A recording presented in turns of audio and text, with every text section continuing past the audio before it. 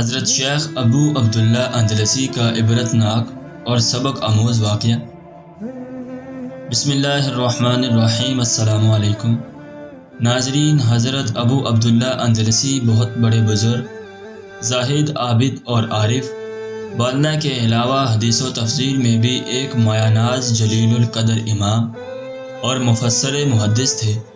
کہا جاتا ہے کہ آپ کو 30,000 حدیثیں حفظ یاد تھیں اور قرآن مجید کو تمام روایات میں قرأت 7 عشرہ پڑھتے تھے۔ ایک مرتبہ آپ نے سفر کا ارادہ کیا۔ آپ کے تلامذہ اور مریدین کی جماعت میں سے بہت سے تلامذہ اور مریدین بھی آپ کے ساتھ چلنے لگے، جن میں حضرت جنید بغدادی رحمہ اللہ علیہ اور حضرت شبلی رحمہ اللہ بھی تھے۔ حضرت شبلی نے فرمایا کہ ہمارا قافلہ خدا تعالیٰ کے فضل و کرم سے نہایت امن و امان اور آرام، سکون اور اطمینان کے ساتھ منزل بمنزل مقصود کی طرف جا رہا تھا اور آگے بڑھ رہا تھا۔ ہمارا گزر عیسائیوں کی ایک بستی پر ہوا۔ نماز کا وقت ہو چکا تھا، لیکن پانی کے نہ ہونے کی وجہ سے ہم اب تک نماز ادا نہ کر سکے تھے۔ ہم نے بستی میں پہنچ کر پانی تلاش کیا۔ ہم نے پوری بستی کا چکر لگایا۔ اس دوران ہم چند مندروں اور گرجا گھروں پر پہنچے، جن میں آفتاب پرستوں، یہودیوں اور صلیب پرستوں، نصرانیوں کے راہبان اور پادریوں کا مجمع تھا۔ کوئی آفتاب کی پوجا، کوئی آگ کی پوجا کرتا تھا اور کوئی صلیب کو اپنا قبلہ حاجات بنائے ہوئے تھا۔ ہم نے جب یہ دیکھا تو ہم سب کو تعجب ہوا اور ہم ان لوگوں کی کم عقلی اور گمراہی پر حیرت کرتے ہوئے آگے بڑھے۔ آخر ہم گھومتے گھومتے بستی کے کنارہ پر ایک کنویں پر پہنچے، جس پر چند نوجوان لڑکیاں پانی بھر کر ایک دوسرے کو پلا رہی تھیں۔ اتفاق سے شیخ مرشد حضرت ابو عبداللہ اندلسی کی نظر ان لڑکیوں میں سے ایک لڑکی پر پڑی، جو کہ اپنے خدا داد حسن و جمال میں سب لڑکیوں سے ممتاز ہونے کے ساتھ ساتھ خوبصورت زیور اور لباس سے بھی آراستہ تھی۔ شیخ کی آنکھیں اس کی آنکھوں کے ساتھ چار ہوتے ہی حالت بدلنے لگی اور چہرہ بدلنے لگا۔ اس کا انتشار طبع کی حالت میں شیخ اس کے پاس موجود لڑکیوں سے مخاطب ہو کر کہنے لگا، یہ کس کی لڑکی ہے؟ لڑکیوں نے جواب دیا کہ یہ اس بستی کے سردار کی لڑکی ہے۔ شیخ نے کہا، پھر اس کے باپ نے اس کو اتنا ذلیل کیوں بنا رکھا ہے کہ کنویں سے خود ہی پانی بھرتی ہے؟ کیا اس کا باپ اس کے لیے کوئی نوکر نہیں رکھ سکتا جو اس لڑکی کی خدمت کرے؟ لڑکیوں نے کہا، کیوں نہیں، مگر اس کا باپ ایک نہایت عقیل اور سمجھدار آدمی ہے۔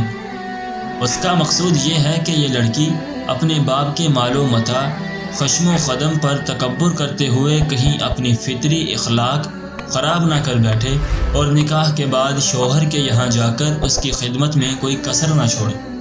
حضرت شبلی فرماتے ہیں کہ شیخ ابو عبداللہ اندلسی اس کے بعد سر جھکا کر بیٹھ گئے اور پورے 3 دن اسی طرح گزر گئے کہ نہ کچھ کھاتے ہیں، نہ پیتے ہیں اور نہ کسی سے بات وغیرہ کرتے ہیں۔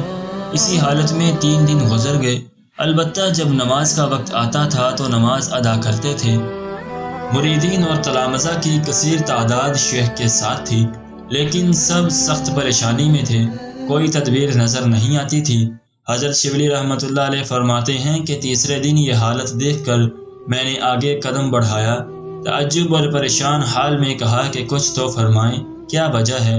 شیخ نے قوم کی طرف متوجہ ہو کر فرمایا، میرے عزیزوں، میں اپنی حالت تم سے کب تک چھپا سکوں گا؟ پرسوں میں نے جس لڑکی کو دیکھا ہے، اس کی محبت مجھ پر اتنی غالب ہو چکی ہے کہ میرے تمام اعضاء و جوارح پر اسی کا تسلط ہے۔ اب یہ ناممکن ہے کہ میں اس سرزمین کو چھوڑ دوں۔ حضرت شبلی نے فرمایا، اے میرے آقا، آپ اہل عراق کے پیر و مرشد ہیں اور علم و فضل اور زاہد و عبادت میں شہرۂ آفاق ہیں۔ آپ کے مریدین کی تعداد اس وقت 12,000 ہے۔ بہت ہو چکا ہے، قرآن مجید کے طفیل سے ہمیں اور ان سب کو رسوا نہ کیجیے۔ شیخ نے فرمایا، میرے عزیزو، میرا اور تمہارا فیصلہ تقدیر خداوندی ہو چکا ہے۔ مجھ سے ولایت کا لباس سلب کر لیا گیا ہے اور مجھ سے ہدایت کی علامت اٹھا لی گئی ہے۔ شیخ نے یہ کہہ کر رونا شروع کر دیا اور فرمایا، اے میری قوم، فیصلہ قدرت کی طرف سے ہو چکا ہے، اب یہ کام میرے بس کا نہیں ہے۔ حضرت شبلی فرماتے ہیں کہ ہمیں اس عجیب و غریب واقعہ پر بڑا تعجب ہوا اور ہم نے حسرت سے رونا شروع کر دیا۔ شیخ بھی ہمارے ساتھ رو رہے تھے، یہاں تک کہ زمین آنسوؤں کے امنڈ آنے والے سیلاب سے تر ہو گئی۔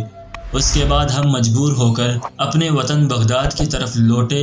لوگ ہمارے آنے کی خبر سن کر شیخ ابو عبداللہ اندلسی کی زیارت کے لیے شہر بغداد سے باہر استقبال کے لیے آئے، اور لوگ شیخ ابو عبداللہ اندلسی کو ہمارے درمیان نہ دیکھ کر سبب دریافت کیا کہ شیخ صاحب کیوں نہیں آئے، وہ کہاں ہے۔ ہم نے سارا واقعہ لوگوں کو بتا دیا۔ واقعہ سن کر لوگوں میں کہرام مچ گیا۔ شیخ ابو عبداللہ اندلسی کے مریدوں میں سے جماعت کی کثیر تعداد اسی غم و حسرت میں اسی وقت عالم آخرت کو سدھار گئے، اور باقی لوگ گر گڑا کر خدائے بے نیاز کی بارگاہ میں دعائیں کرنے لگے کہ اے مقلب القلوب، ہمارے شیخ کو ہدایت دے اور پھر اپنے مرتبے پر لوٹا دے۔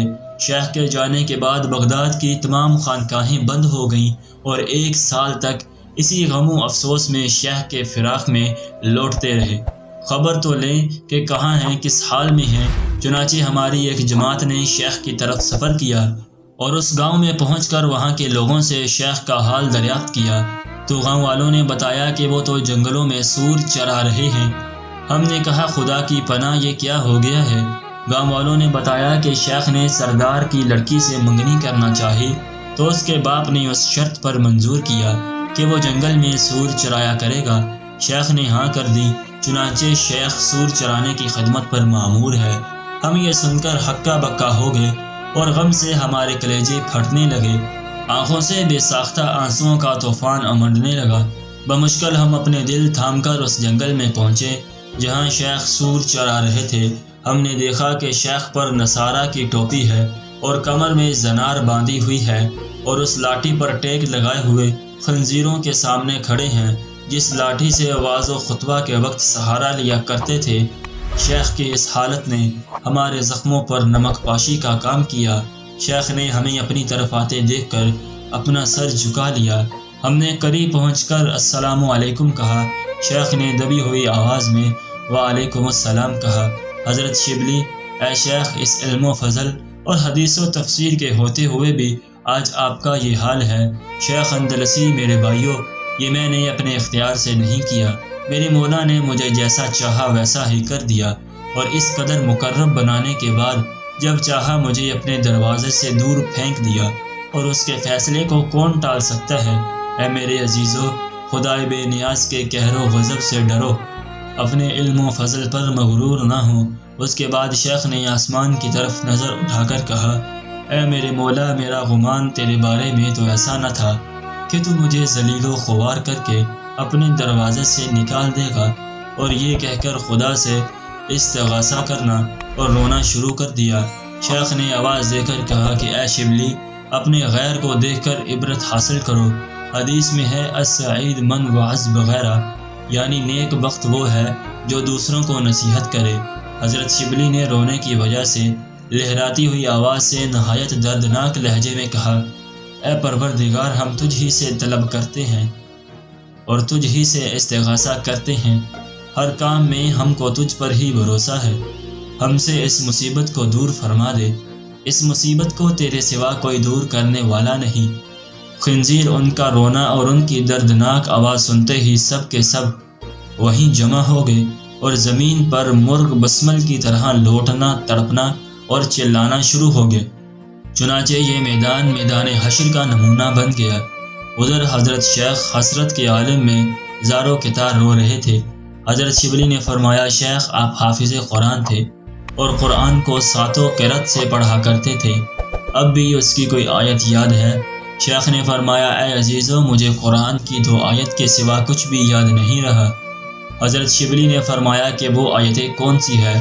شیخ نے فرمایا، ایک تو یہ ہے وَمَن يُهِنِ اللَّهُ فَمَا لَهُ مِن مُّكْرِمٍ إِنَّ اللَّهَ يَفْعَلُ مَا يَشَاءُ، جس کو اللہ ذلیل کرتا ہے اس کو کوئی عزت دینے والا نہیں، بے شک اللہ جو چاہتا ہے وہ کرتا ہے۔ اور دوسری آیت یہ ہے وَمَن يَتَبَدَّلِ الْكُفْرَ بِالْإِيمَانِ فَقَدْ ضَلَّ سَوَاءَ السَّبِيلِ، جس نے ایمان کے بدلے میں کفر اختیار کیا، تحقیق وہ سیدھے رستے سے گمراہ ہو گیا۔ حضرت شبلی نے فرمایا، اے شیخ، آپ کو 30,000 حدیثیں بما اسناد کے زبانی یاد تھیں، اب بھی ان میں سے کوئی ایک حدیث یاد ہے؟ شیخ نے فرمایا ہاں، ایک حدیث یاد ہے، اور وہ یہ ہے، من بدل دینا فاقتلوہ، جو شخص اپنا دین اسلام بدل ڈالے اس کو قتل کر ڈالو۔ حضرت شبلی رحمۃ اللہ علیہ فرماتے ہیں کہ ہم شیخ کا یہ حال دیکھ کر بعد حسرت و غم کے شیخ کو وہیں چھوڑ کر واپس ہوئے اور بغداد کی طرف کا قصد کیا۔